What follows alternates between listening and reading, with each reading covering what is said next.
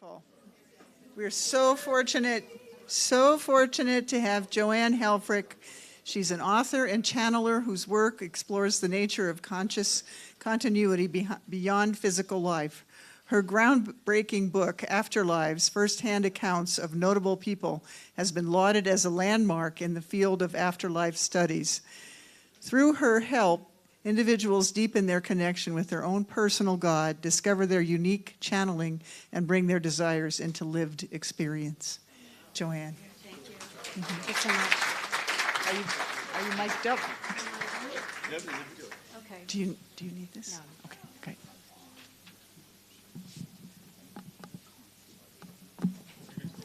Okay. Okay. Can you hear me? Okay. All right. Can you hear me now? Okay. All right. Great. Okay. So when I was in college, I did singing telegrams to help get me through college. So I'm used to being the pre-dinner entertainment. So I promise I will get you to dinner. Hopefully you'll be a little bit entertained also. So as you know, my talk is Awaken Your Divine Gifts. And I also snuck in the subtitle, and change the world for the better. Okay. So this came up earlier, and someone, I think it was Paul, who introduced it and said, yes, you change yourself, right? So don't be daunted by the idea of changing the world for the better. So it's changing self, and I believe it is also changing the world for the better. Okay. And with that, we're going to continue. So do we have divine gifts to awaken? So that's the premise here. According to Seth, yes. We have never told anybody to do anything except to face up to the abilities of consciousness. That's what I consider our divine gifts with a capital D. And certainly Jane is an exemplar of that. But change the world for the better in these times? What can we do?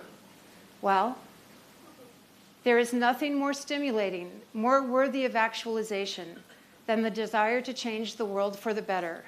That is indeed each person's mission.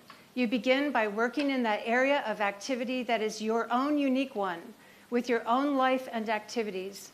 You begin in the corner of an office, or on the assembly line, or in the advertising agency, or in the kitchen. You begin where you are. Thank you. How?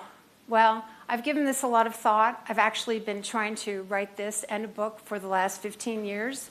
And this is what I've come up with. The first thing is to know that love rules. This is actually a quote. I'm glad you're encouraged. That's what I'm here for. It is. That's actually it's a quote from Rose, who I channel. But it's consonant in every authentic religion and spiritual tradition, including Seth material. And deepen your connection with your inner self, your essence, your entity, and so on. Awaken your passions and innate intent, your soul's design for fulfillment. I'm going to be deep diving into this one because it's a special interest for me, but also I don't believe it gets gotten enough attention. Clear your path by releasing limiting beliefs, fears, and wants. You're familiar with Seth's practices. Develop your own form of channeling, your innate ability to express your soul through artistry, healing, and other ways that align with your intent. And so this is coming very much from my Rose, my essence that I channel. It's actually, technically, it's not my essence, it's an energy exchange. And share your gifts in fun and service. So I want to ask the wonderful speakers who spoke today and who will be speaking in the next couple of days, what motivated you to explore the ideas that you presented here or will present here? What motivated you to explore those particular topics? Anyone? You can shout it out. I'm looking for one word.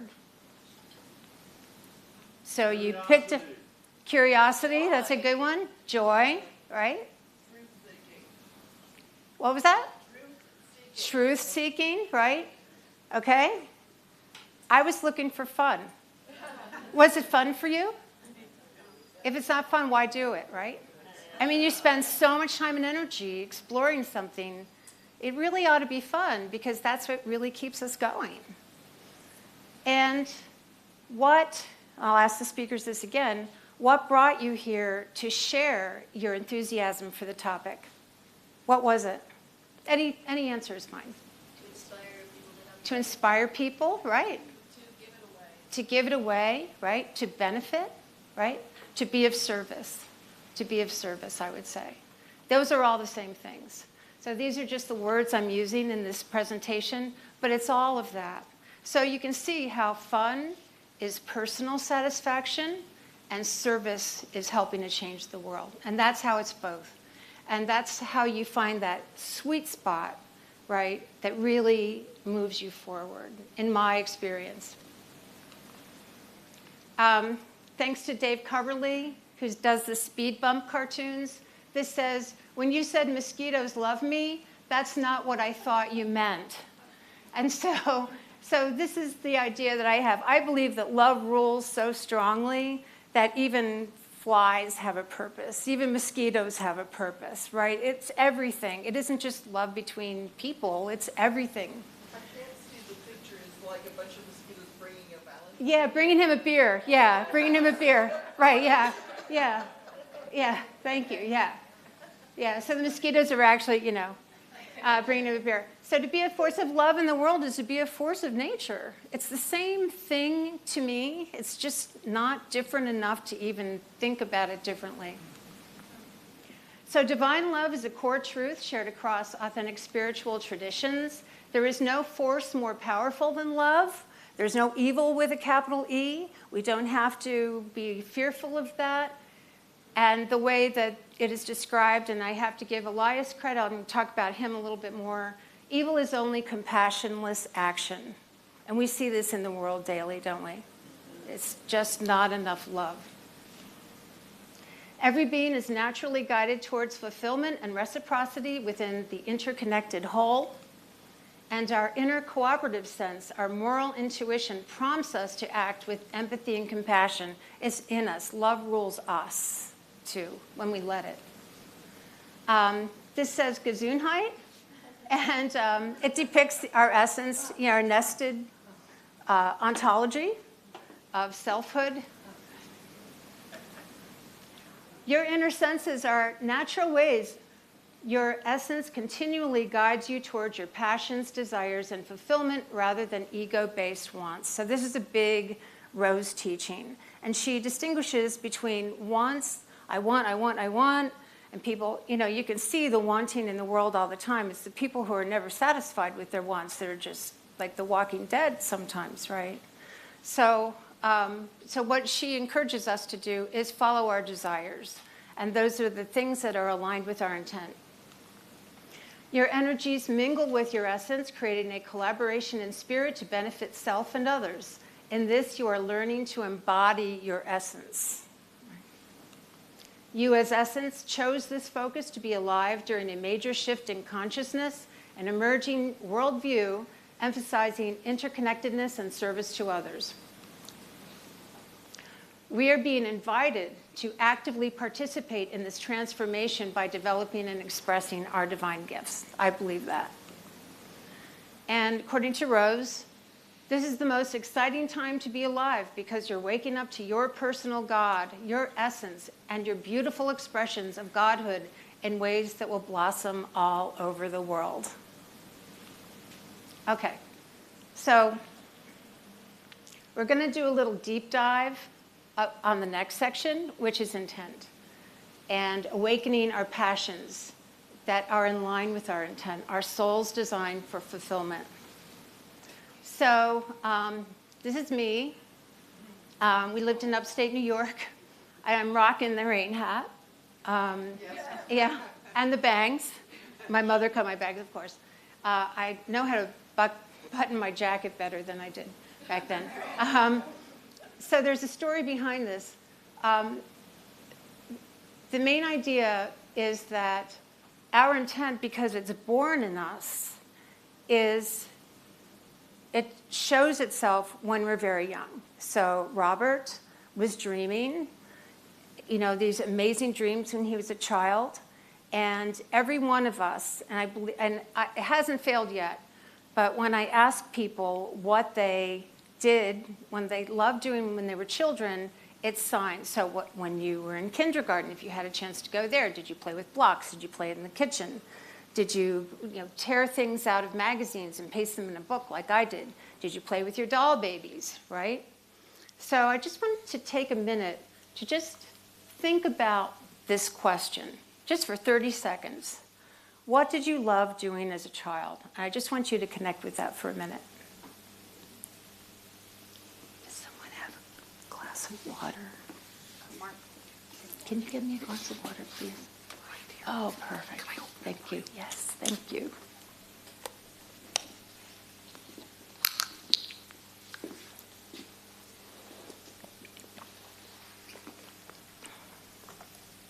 Okay. And what the hell is in that bag? That's my intent. So, whoops. When I was a child, I had no signs of psychic ability. I was sensitive, emotional, still am, conceptual, artistic, and I have a great love of music. When I was no more than 5 years old, about this age, all of a sudden I stopped in the middle of our kitchen and said, how did this all get here? Like, what's up with all this? Who am I? And what's my purpose? And I know for sure, I remember this. Maybe I'm being tested to see what kind of a person I am. Like, am I a good person? Of course, the Catholic, thing was starting to take hold. And those moral questions, And I loved going to my kindergarten every Thursday with show and tell. I would always bug my mom for something to take with me, and I would always get up there and tell people about this thing, right? I also had doll babies, okay? Now, another thing about my past is I'm setting something up here, so bear with me. When I was a junior in high school, I went to a Catholic school, and the nuns were all like, hey, vocation day is coming up, and we're going to get you into your vocation, And I was all excited. I thought, well, I may want to go to college, but what do I study? Like, what is it? Like, someone's going to come by and give me a test to help me figure out who I am and what my talents are and what I might want to study. And so vocation day rolled around, and it was nuns, same priests, and one monk. So they were there to recruit, right, for the clergy. I was bitterly disappointed. I was so pissed off about that. Like, you had the opportunity to help all these young people, like, find their path, and you didn't take it. So that stuck with me, and in looking back, I found out that was an important moment in my life. Because when we're looking to find our way and our path in the world and our divine gifts, it can also help to understand and identify what was that thing you were lost or denied. So this is also part of the grief process. So if you, for example, if you lose a loved one to cancer, and you find out that the tap water was polluted, right? Maybe what you want to do is get the goddamn water fixed so that doesn't happen to anybody else, right? So that was something similar to what I experienced. And I'm standing here today, that little girl who stood in front of her class and told them about things. And I also was pissed off, I've always been that way, about our abilities, special abilities, not being recognized, and people not getting help with finding their own intent in life. So part of this has to do with the families of consciousness, something that I became very, very interested in. They are the same Seth's pools of consciousness in the Unknown Reality, Volume 2. It gets overlooked by people a lot, offered by spiritual teachers throughout history, clothed differently depending on our times. their times. They're referred to in angelic terms, psychological terms, and as muses, but they are the same. They could be the 9 muses, for example. You can think of your essence as a multidimensional being who pursues experiences in many different lifetimes using these creative themes in different ways. Some things will come naturally to you because your essence is exploring them in all these lifetimes, and some things will be challenge areas because maybe you're exploring them maybe for the first time in this lifetime. Each of us includes all the families of intent in different degrees, so they exist in infinite permutations. They're not ways to categorize people. And so we need to embrace them all. They're not clubs also, and Seth said this also. Embrace them all as you are comprised of the essential divine ingredients of your reality. And so what we've been told by Seth is that these are actually forming our reality. These creative themes are forming our reality, and they're in us. So here they are, and they are Sumafi, Sumari, Ilda, Gramada, Bold, Tumuld, Zuli, Milyame, Borladin. There are 9. Why 9? Well, why not 9? They have to be something, right? Now, where it says intent and then teachers, artists, those are very rough approximations. They don't at all include the majesty of each of the families. So, for example, the Sumafi are the ones who are most interested in least distortion, right? So they tend to be librarians, archivists, keepers of things, and teachers. They're also teachers. And the Sumari you're familiar with because Seth is a Sumari teacher. So Jane is an exemplar of that. And by the way, Sumafi is, my rose is of the Sumafi intent. So, and as you know, Seth is of the Sumari intent. Now, does that mean that Rose is least distorted than Seth? No, I don't think so. I think it's difficult to move all this information, into language. I just consider them variations of each other. The intent is variations, but a lot of the information is similar, just coming at it from a different angle. The Ilda are the exchangers. They're the tellers. I'm a teller, right? I went to show and tell. The tellers tend to be comedians. They tend to be journalists, spies. They exchange across boundaries. And so civilizations would die if it wasn't for the exchangers going back and forth and sharing cultural bits and ideas. The formers, the Gramada, they tend to synthesize things in new ways, actually calling on things that have been done already and kind of formulating them differently. Albert Einstein, Bill Gates, those are examples of Gramada intent. The Vold are the reformers. They're the ones who want to break up the status quo.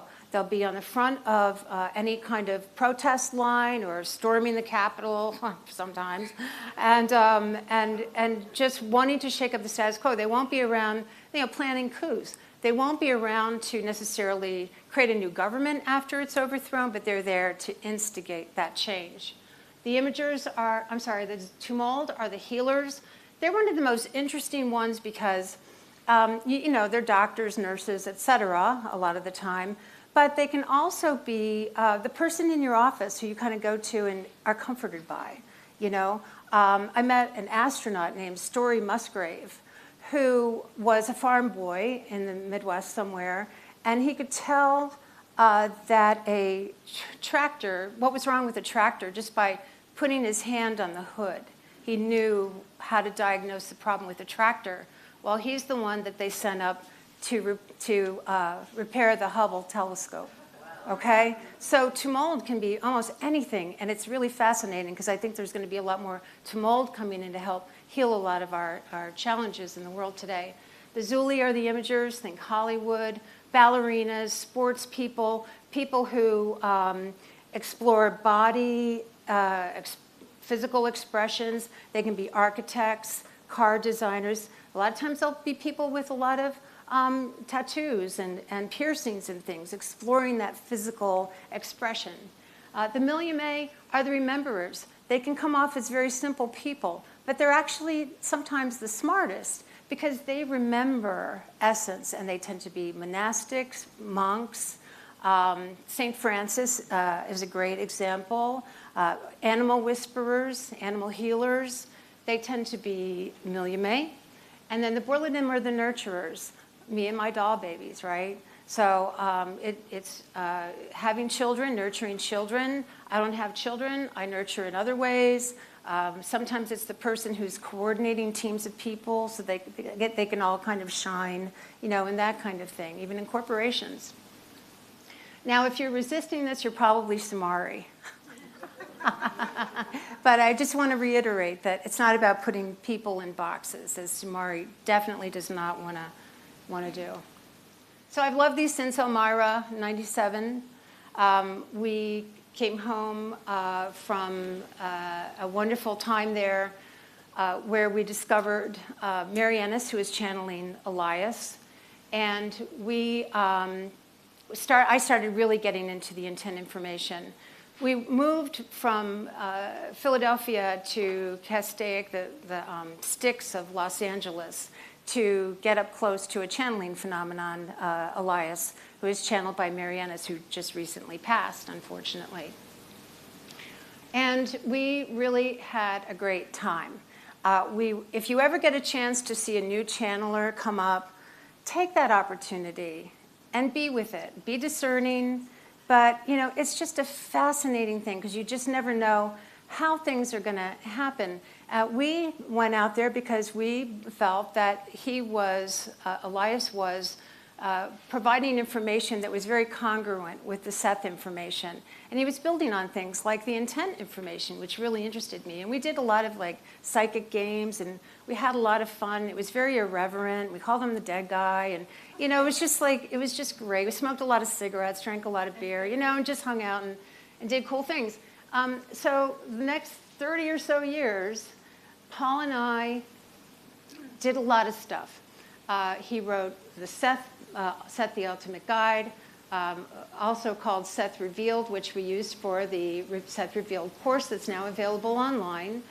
We helped Serge Grambois in this one down here says Dinner and a Dead Guy, and that was to help Serge Grambois, who channeled Chris, and we would have potluck dinners, and we would have people on different ends of the phones and having Chris sessions. We started the Elias Forum website for the Elias information. We read Ken Wilber. We went to his conferences.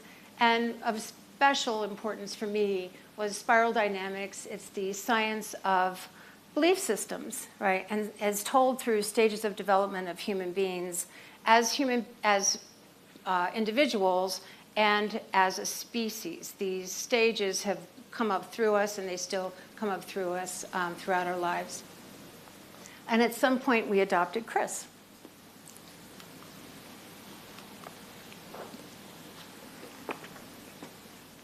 So 3 channeled sources, Seth, Elias, and Chris, use the same typology for the intents, the same weird names and everything, and it was consistent information. I mean, it was remarkable. It was not accidental, we feel. It couldn't have been. And so some people tried to create a self-test to find out what people's intents were. Meanwhile, Elias was telling people what they were and helping us. And so, but we wanted to do it ourselves. We didn't have to go to the dead guy to find out what our intent was. We wanted to be empowered to do it ourselves. In March 2007, Paul and I went to an Integral Institute conference. This is the Ken Wilber organization. And I asked if anyone had an instrument to determining someone's intent or purpose in life. And the answer was no. In fact, it was,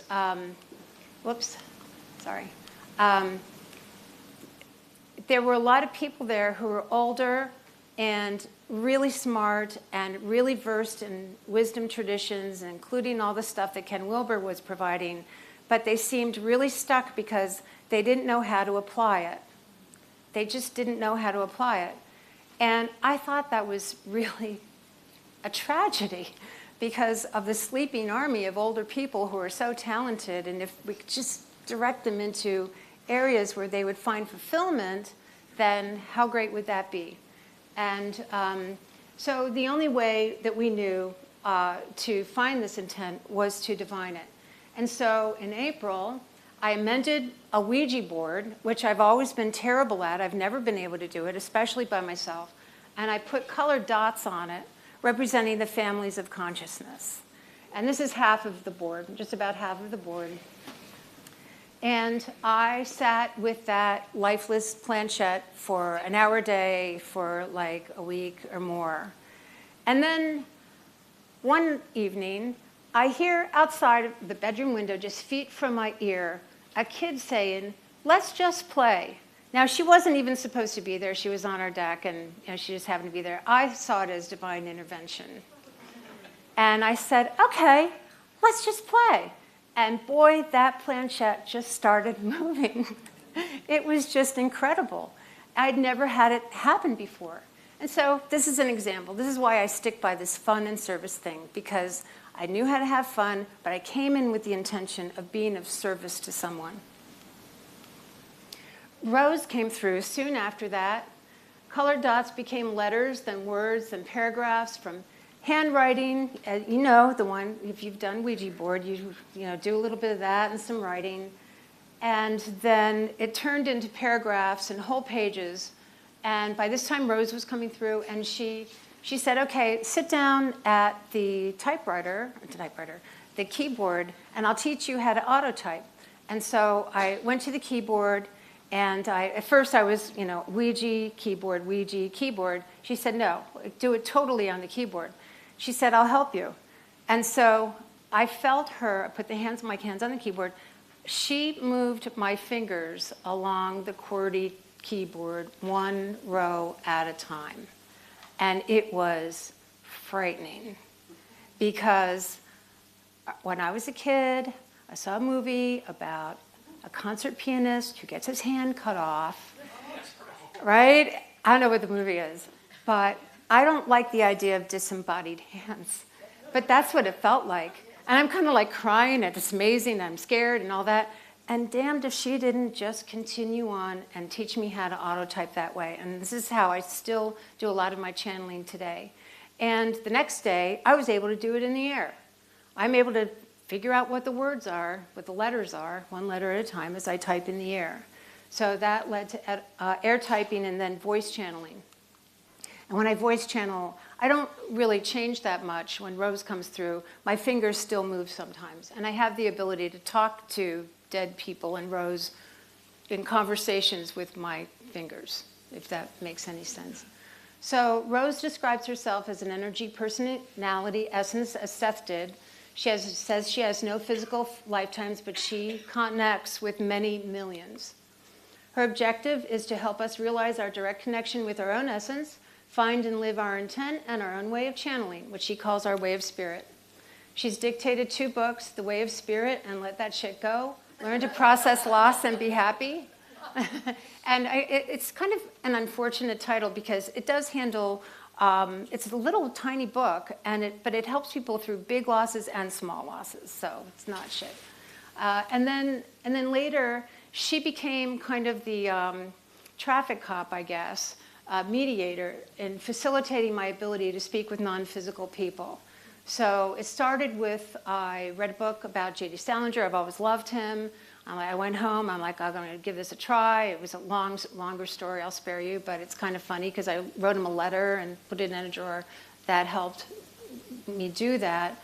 And then Afterlives in 2021, and then Starman, David Bowie, ostensibly, came through. And that's if you're looking for a book for a young adult or someone getting started on their spiritual journey, that's a good one for them too. This says, of course, now I think of the perfect last words. So what happened with Afterlives is that I'd done Salinger, I did a little Ayn Rand after a movie, and it's sort of like the same, and you felt it. And I think many people can probably do what I can do if you just put your minds to it. when you read a book or you see a movie, in this case it was Ayn Rand too, I saw a movie about her and I wanted to connect with her and I sat down and I think I talked to her, I'm not sure. But then Anthony Bourdain died in 2018 and I was bereft like a lot of people. And so I tried talking to him and I put it on my blog and people said, yeah, that sounds like him, okay. I was still, incredulous that, I was able to do this. I always have been. Hunter S. Thompson, I woke up in the middle of the night, like 2 a.m. thinking of Hunter S. Thompson, the journalist and author. And he came through, and and then Ayn Rand came through, and she wanted me to drop everything and write a book for her, and she went on and on for like 12 single space pages, she was very Ayn.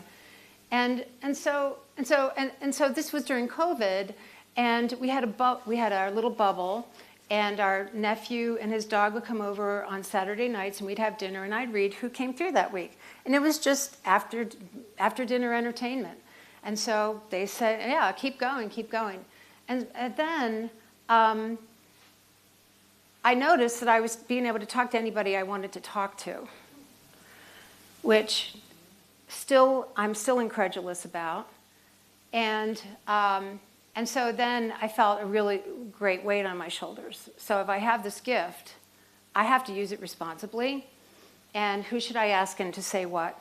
So I asked whoever was going to come through next to share their experiences about their physical life and then non-physical life and any wisdom they'd like to share. And to make it be the most helpful book for the reader, and set a psychic invitation for each author to provide a chapter. Noticing, having been a writer for a while, I realized I didn't want a huge editing project ahead of me. So I said, you know what, guys? I'd appreciate it if you get together and figure out who comes next as a committee to ensure that there would be a flow and a valuable reading experience. And that's exactly what happened. I stopped after 20 people, basically. According to Rose, the authors and I share the intent to help bring what's needed into the world now with regard to our own lives' intents, for this continues even after we're dead. So I was a writer. It stood to reason that I would be channeling other writers, I think. Here are all the people that has to appear in my book, including Jane Roberts, who provides the introduction. She was a big help. And the final chapter. I felt really good about honoring her that way. Very grateful. This says, yeah, I can hear you. I'm right here. So someone's doing the Ouija board. And just a few, this is a little off topic, but I just want to remind everybody that so many of them came through and said, we're here. We're here with you. You're here now too with me. You're in the bigger space with your friends here too. Martin Luther King. Your physical, we are here with you in spite of what you might think sometimes. J.D. Salinger, you are here with us as much or more as we have proven that we are here with you. Harriet Tubman, you are here with me in this timeless space too, not because you know from past experience what I might sound like. She actually said, can you hear me singing now? And I said, well, I kind of know, what you would sound like and what you might be singing. She said, no, you're singing it because I'm here with you now. I was calling on it, okay, like that's the rational self, right? It's like, oh, I must have heard it somewhere in the past. But she was coming through me right then. So why me? This is George Harrison. I understand the reasons for you to be doing this work because you want to help others. There's not any reason for me to speak with anybody else who, for example, may think differently. I wouldn't support that. I won't come through somebody with an agenda of just making money. That's not what I was about, and it's not what I'm about now. You and I have the ability to connect this way because our clouds of potentials of what we'd love to consider connect first, then pull us together like pieces of a puzzle. And that is intent. That's intent at work. He didn't say that, but that's what he was thinking, I think. So the next thing on the list is to clear your path and address your beliefs. And this is a really great exercise. I think Seth provided something like it. But when you feel bad for any reason, Notice it and then identify the belief that is blocking your nature to be happy. The issue will be with something you have in the past identified as someone else's problem when it is really yours. Identify how to address the problem. You may need to let go of expectations about things needing to be certain ways to be happy, again, wants, or to get your wants aligned with your truest desires. Address the limiting beliefs. The idea isn't to remove beliefs, but to realize how to make changes in your thoughts and actions so you can be happy. You might take action to repair a problem that you've not acknowledged before was the result of your limiting beliefs, not someone else's. In doing this simple practice, you also address a shadow. It is just the best spiritual practice I have ever found. I'm not saying I'm an expert, but it totally works for me. And so Rose talks a lot about the shadow as a necessary aspect of self that brings focus to thoughts and actions that conflict with your desires so you may address them. When you allow your shadow to be in charge, you immediately invalidate your own power. Shadow inflation happens when you think that you can't get what you want and you project onto others who seem to have the power to do so. Shadow deflation happens when you project onto others that they are bad, flawed, or lacking in some way. In this case, you project your dislike of your own flaws and lacks onto another. Notice how the shadow operates in the world. People looking outside themselves to get what they want, not noticing that the world is beautiful and is here to meet all our needs. And she says, pay attention to what your shadow is getting in the way of, as that is where the beautiful treasure lies, your desires.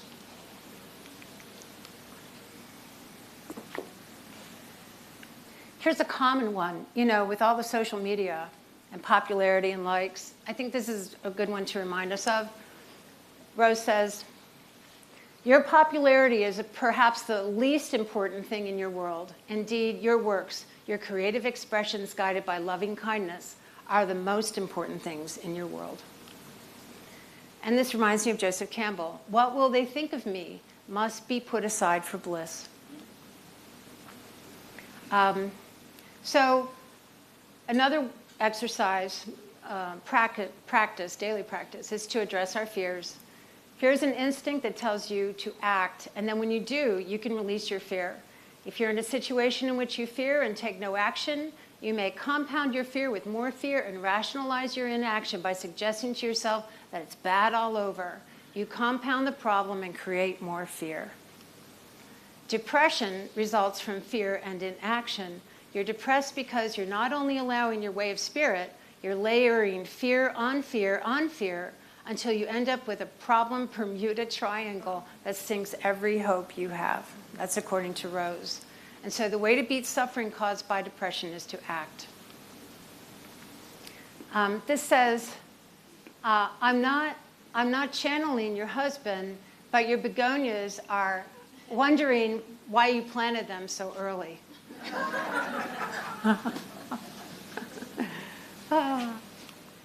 So, channeling has been around for millennia. It's deemed evil or pathological. It's so natural you may already be doing it. Take heart. Rose's definition of channeling is each person's innate ability to accurately translate inner experience to outer experience through artistry, healing, and other natural inspired acts that align with their intent. You may already be channeling in ways that aren't recognized and may need to see this as the divine gift that it is. Or you may need to find work or other avenues to express it. Be discerning. Whenever you're talking about someone speaking for essence, you really always have to be discerning.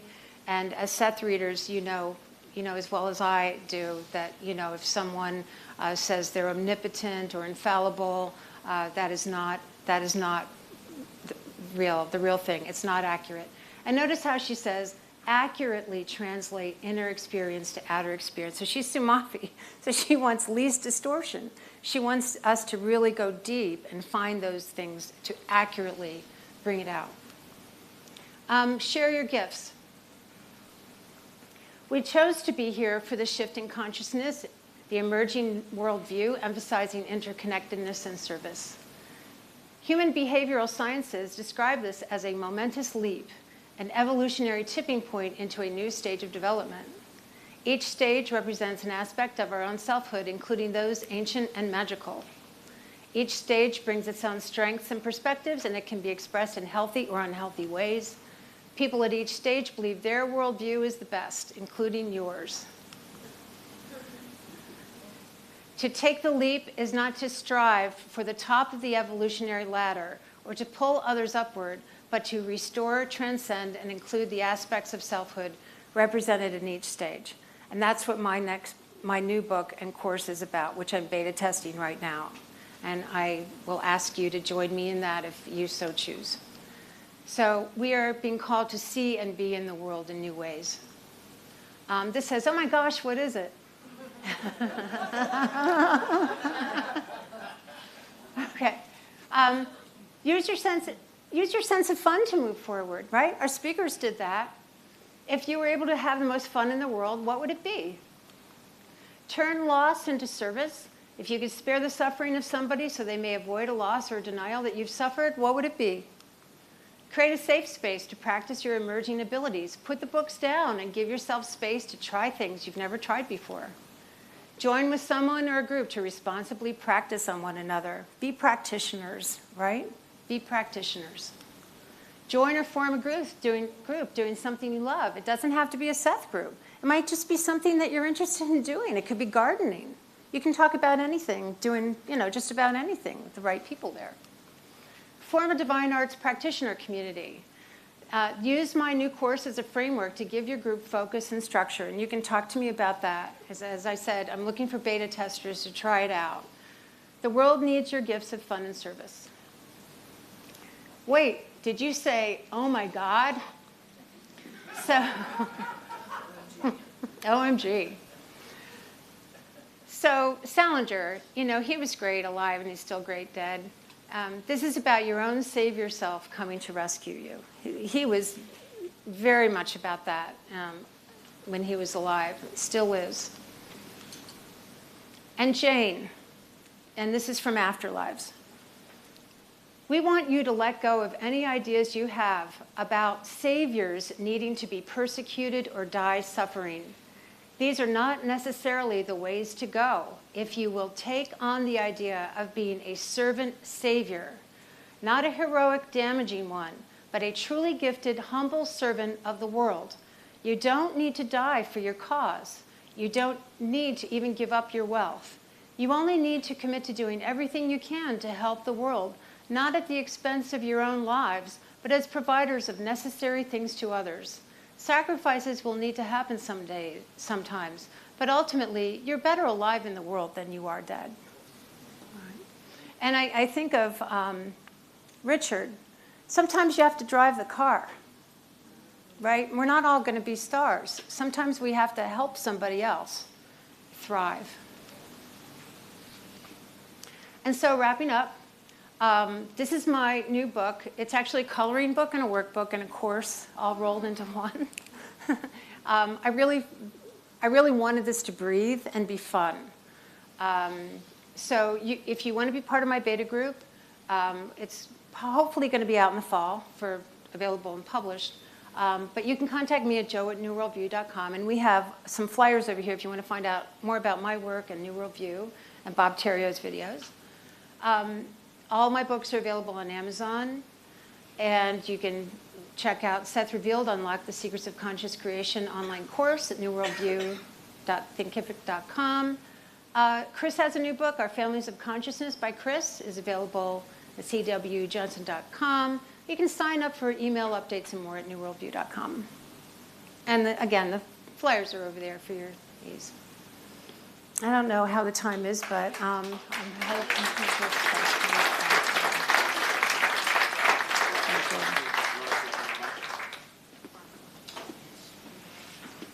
Are there any questions? In the beta group, if you do it and have a class, is it, hang on.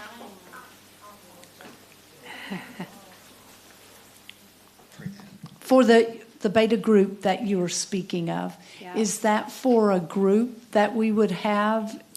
And how many Yeah. numbers of people? Yeah. Because I'm interested. Well, that's a great question. Thank you. Preferably, I think that people need to do it with at least one other person. I think you can expand it to however many works, and that's why it's being beta tested now. Yeah, and what's great about it is that I've really been working hard to distill Seth's ideas and all these ideas down very simply for people, so that you can invite people who aren't Seth readers, right? And you can introduce them gently to the ideas.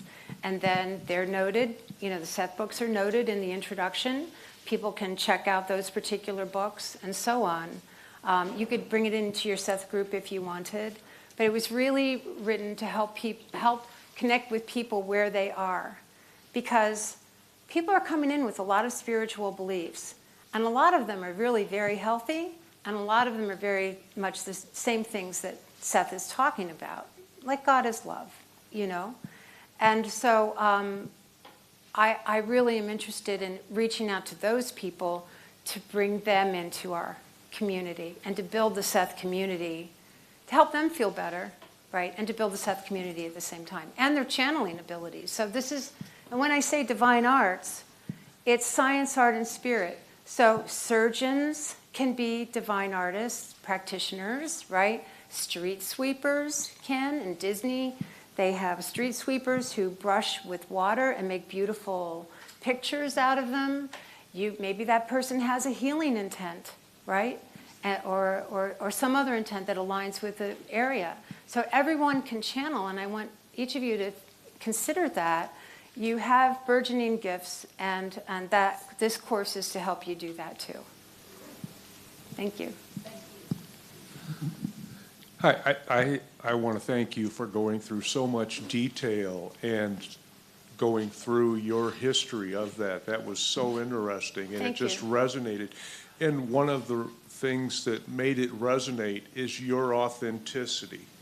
And I think that is one of the things that people might overlook when they go to channel, because if you're not channeling, like you mentioned, for service, then those other things affect the vibration, and the vibration dictates who gets to come through. Yeah, that's and right. then the clarity of the message. So thank you so much Thank for you. sharing so much in that You're very presentation. welcome. Appreciate You're it. very welcome. And I was aligning a lot with what Robert said about encountering difficult people, in the dream state. And when you are, with the Ouija board, maybe you've had experiences that someone mischievous will come through. That happened when I was on the Ouija board, and I said, "Fuck off." I got work to do here, And now I would be kinder. I would say, go where you'll be healed. Go into the light, whatever it is. And what Robert said, I don't remember exactly what it was, but what he said was kind of the same thing. It's like everyone goes to the light of their own personal God. Send them on their way. We're not here to necessarily deal with them even. It's okay to do that. And it's a reminder, to your point, it's a reminder for me to go deeper. It's, to your point, to align with that greater love rules and those works of compassion. Yep. Thank you. That's it. I have a question. It sounds like you're saying everyone has divine gifts. Is that what you're saying? Yes. Thank you. Yes. Oh, I didn't make that clear. Thank you. No, I just wanted you to say it. Okay. Yeah. Everyone has divine gifts. And I think we're being called on to live up to the abilities of consciousness, like Seth said, and find out how to develop and use our gifts in the world, because we're needed there. We're needed there. Yep. Anything else? But don't be daunted. Just have fun. Just go into it with a sense of fun. I recommend that highly. Okay? All right. Thank you. Time for dinner. Thank you.